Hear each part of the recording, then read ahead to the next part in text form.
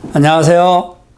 오늘은 이 투자, 일산일기 신도시 투자가 어떻게 해야 될 것인지, 우리가 어느 곳이든지 움직일 때 어떠한 방향으로 투자 관점을 두어야 될지, 이러한 부분과 또 후국마을 그 전체적인 시세를 대략적으로 알아보도록 하겠습니다.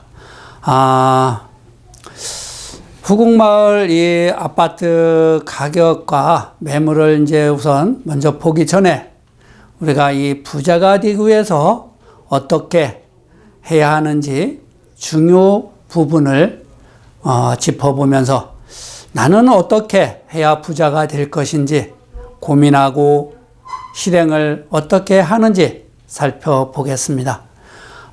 지금 이 부동산 시장은 어떠한 방향으로 갈 것인지 알 수 없는 상황이죠.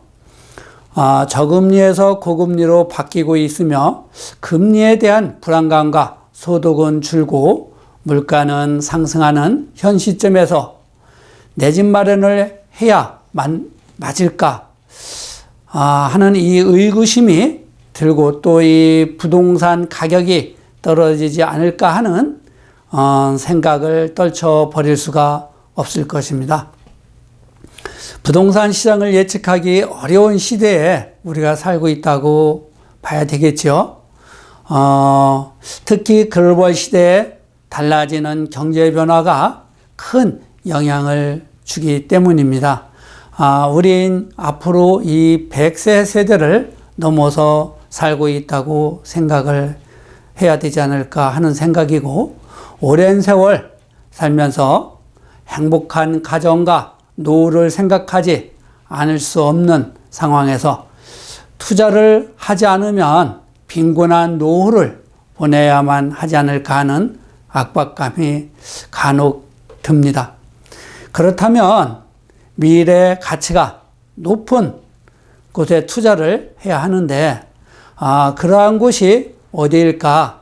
정말 가치 상승이 높게 형성될 곳이 있는 것인가 하는 고민도 하게 됩니다. 대부분 투자에 실패하는 것 중 하나가 주변 사람들을 말을 듣고 쉽게 결정하는 사람들이나 또 이 투자 수익에만 치중하는 사람, 이러한 분들은 미래의 가치를 보지 못하고 투자를 하기 때문에 실패하기 쉽고, 지역 특성을 고려하지 않고 접근하는 분들이 어려움에 처하는 경우가 많이 있을 것입니다. 부동산에 투자를 하기 위해서 투자금이 필요하게 됩니다. 이 투자금을 어떻게 마련해서 할 것인가, 이러한 부분이 큰 난관이라 할 수가 있지만 꼭 큰 금액으로 투자를 할 수 있는 것은 아니라고 봅니다. 본인이 보유한 금액만큼 투자를 할 수 있는 것을 잘 찾고, 또 이 대출을 받아도 충분히 갚을 수 있는 능력이 된다라 그러면 대출도 이용을 할 줄 알아야 투자에 성공할 수가 있고 큰 돈을 벌 수가 있지 않나, 이렇게 보고 있습니다. 투자하고자 하는 지역, 또 이러한 곳은 그 방문은 필수죠. 그렇다고 또 이 현장 방문을 했다고 해서 당장 좋은 매물을 선택할 수 있는 것도 아닐 겁니다. 이론적인 부분과 현장 답사로 지역 특성을 알 수가 있을 것이고, 그로 인한 자양분으로 인해 부자의 반열에 오를 수가 있다고 보지만, 현장 답사에서 어떠한 경험으로 어떻게 하느냐에 따라서 큰 차이가 있을 것입니다. 이쯤에서 이 투자에 관련된 얘기는 좀 더 미뤄서 이야기를 하고, 후국마을 아파트 전체적인 가격을 보고 미래의 가치가 있을 것인지 체크를 해보고 다시 이어가겠습니다. 이 후국마을 같은 경우에는 총 18개 단지로 구성이 되어 있고, 세대수는 약 한 11,500세대 정도 이렇게 됩니다. 각 단지마다 가격 편차가 크게 나는데, 이러한 현상은 그 각 단지마다 위치한 그 주변 환경에 따라서 가격 차이가 나고, 같은 단지에서도 동에 따라서도 큰 가격 편차가 난다는 것을 꼭 기억하시기 바랍니다. 후궁마을에서도 리모델링을 추진하고 있는 주공아파트가 있죠. 이 리모델링으로 계속 추진을 할 것인지 아니면 재건축으로 갈 것인지는 알 수 없지만, 고양시장이 이달 도시계획 일부 개정안을 시의회에서 제출을 해서 그 용적률 상한 조정을 됐다고 하죠. 그래서 보통 2종 일반 주거지역은 230%에서 250% 이내로 되고, 또 3종 일반 주거지역은 250 이내에서 300% 이내로 조정이 됐고, 준주거지역은 380 이내에서 400% 이내로 조정을 했다고 합니다. 하지만 이 개인적인 생각은 재건축으로 해야만 하지 않을까. 그래야 도시의 이 미래 가치도 높아지고 경제성도 높아지고 하기 때문이죠. 그렇지만 현 고양시장 입장에서는 아마도 그 기사 내용들을 보면 리모델링으로 그 향방을 잡고 있는 것이 아닌가 이렇게 보여주고 있습니다. 그리고 1기 신도시 특별법이 나오지 않아서 아직은 어떻게 될지 모르겠습니다. 그렇지만 만약 차기 정부에서 1기 신도시 재건축 특별법이 나온다면 1기 신도시 아파트에 미치는 영향이 클 것으로 보이고 있습니다. 그리고 또 이 리모델링 추진하는 단지들이 재건축으로 선의하지 않을까 하는 생각도 합니다. 현재 후궁마을 아파트 시세를 전체적인 통합적으로 보면 20평대가 4억에서 5억 이렇게 보시면 되겠고요. 또 27평대가 5억에서 7억, 32평대는 6억 5천에서 뭐 9억까지 이렇게 나오고 있습니다. 그리고 37평대는 7억에서 뭐 7억 중후반대에서부터 뭐 9억까지도 나오는 곳도 있고요. 또 47평대는 8억 5천에서 11억, 12억 이렇게 나오고 있습니다. 이렇게 같은 평형대에서도 가격 편차가 크게 일어나는 것은 그 각 위치마다 단지마다 상황에 따라서 달라지는 것이기 때문에 그건 어쩔 수가 없습니다. 다만 본인이 사고자 하는 단지에 그 관심을 집중적으로 두다 보면 그 중에서도 좋은 매물이 나오게 됩니다. 그런 매물을 잘 선택하시고, 또 이 전체적으로 봤을 때 우리가 주거 환경이나 모든 것은 다 좋습니다.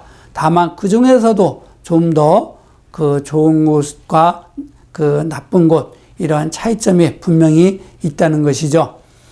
이렇게 이 대략적인 가격 형성을 말씀을 드렸고, 세부적인 그 가격과 매물을, 급매물이라든가 이러한 좋은 매물을 그 찾으시면 저희 사무실로 전화 주시면 정확한 매물 같은 것을 선택할 수 있도록 안내해 드리고, 또 본인에 맞는 좋은 매물을 선택할 수 있는 그러한 좋은 기회들을 만들 수가 있을 거라고 보고 있습니다.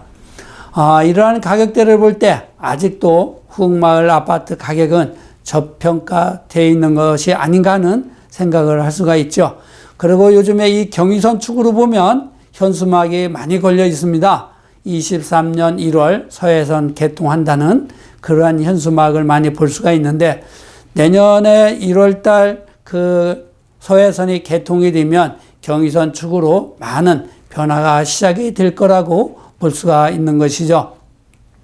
그리고 지금은 매도 관망사에서 움직이지 않고 있는 상황이고, 오히려 그 매수보다도 매도가 집을 잘 팔지 않으려고 하는 이러한 경향이 더 강합니다. 그 이유는 요즘에는 예전과 달리 모든 이 정보들이 오픈이 되기 때문에 이 집주인들도 이 상황을 잘 알고 있는 것이죠. 아마도 이제 정말 꼭 팔아야 되지 않을 집이 아니면 아마도 매물이 들어가지 않을까 하는 이러한 염려도 하게 됩니다. 1기 신도시 재건축 특별법이 나온다면 아마도 진짜 이 매물은 싹 사라지지 않을까 이렇게 보여지고 있습니다. 부동산은 무엇보다도 매매 타이밍이 아닐까 합니다. 물론 여러 가지 있지만 제일 중요한 것이 매도 매수 타이밍이라고 생각을 합니다. 부동산은 언제 사고 파느냐에 따라서 아주 큰 가격 차이를 보이는데 몇 개월 사이에 수천만 원에서 수억 원까지 차이가 날 수 있다는 것이죠. 한 예를 보면 19년도, 20년도에 가격이 좀 많이 빠졌었죠. 이때 이 집을 산 사람들은 18년도 높은 가격에서 그때보다도 가격을 몇 천만 원 싸게 샀었고, 또 중대형 평수 같은 경우는 그때 2019년, 20년도만 해도 가격 상승이 크게 없었습니다. 그러다가 그 20년 하반기 21년에 정말 큰 가격으로 상승을 하게 됐죠. 그래서 제가 항상 말씀드렸지만 19년도, 20년도 초에 매입을 하신 분들은 정말 행운하라고 제가 말씀을 드리는 것입니다.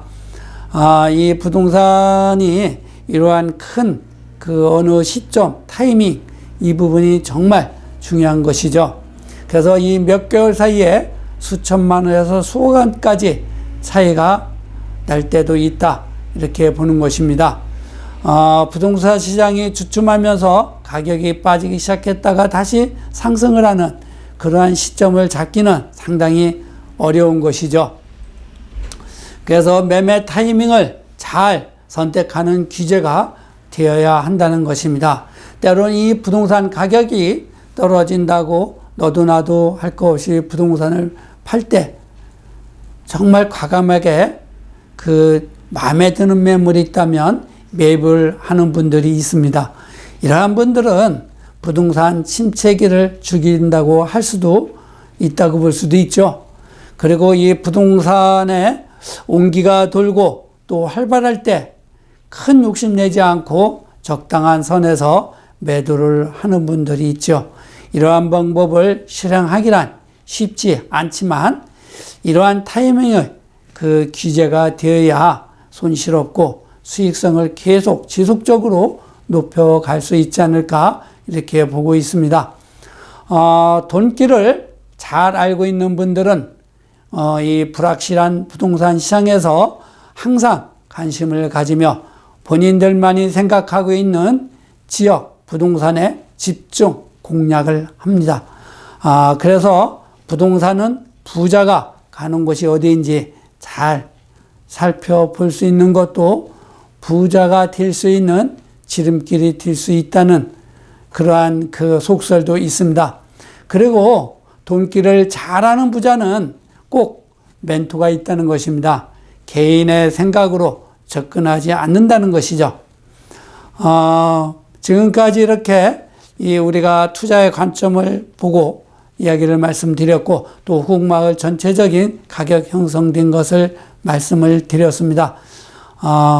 또 내 집 마련이나 부자가 되고자 하시는 분들 꼭 전화 주세요. 본인에 맞는 매물 잘 선택할 수 있는 안내를 해드리겠습니다. 모두가 부자가 되었으면 하는 마음으로 두서없는 이야기를 이렇게 했습니다. 꼭 우리는 그 노후 오랜 세월 살기 때문에 아마도 그 기간을 어떻게 우리가 즐겁고 행복하게 살 수 있을까를 고민하지 않으면 안 될 것입니다. 감사합니다.